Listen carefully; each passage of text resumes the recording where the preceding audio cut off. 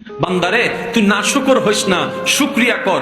একটু পেলেও তুই অন্তর থেকে আমার দরবারে শুকরিয়া কর। বান্দারে আমি বেশি কিছু চাই না তোদের কাছে, খাবার শুরুতে একটু আমাকে স্মরণ করবি, খাবার শেষ করে একবার আমাকে স্মরণ করবি, ঘুমানোর আগে একবার আমাকে স্মরণ কর, ঘুম থেকে উঠে একবার আমাকে স্মরণ কর।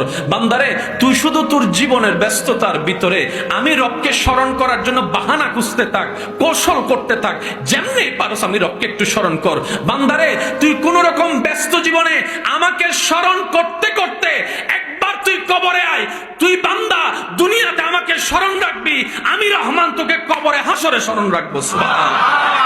বান্দারে কখনো তরকারি পছন্দ হয় নাই বলে ফেলে দিস না, কখনো তরকারি পছন্দ হয় নাই বলে ভাতের প্লেট ছুটে ফেলে দিস না, কখনো স্বাদ হয় নাই বলে রাগ করে প্লেটটাকে ছেড়ে উঠে যাস না। বান্দা উঠে যাস না, কারণ তুই দেখছিস সেটা বাদ, কিন্তু একটু অন্তরের চোখ দিয়ে দেখ, প্রত্যেকটা ভাতেই তো আমি আল্লাহর রহমত জড়িত। সুবহানাল্লাহ।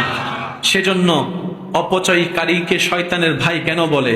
আল্লাহ আপনাকে দয়া করে রহমত করে আমাকে আপনাকে এক প্লেট ভাত দিয়েছেন, আপনি আমি অর্ধেক খেয়ে যখন আর অর্ধেকটা এটু করে উঠে যায়, রব বলে যে তুই ভাতকে অবহেলা করস নাই, আমার রহমতকে অবমূল্যায়ন করেছিস, আমার রহমতকে অবমূল্যায়ন করেছিস, আমার দানকে অবমূল্যায়ন করেছিস।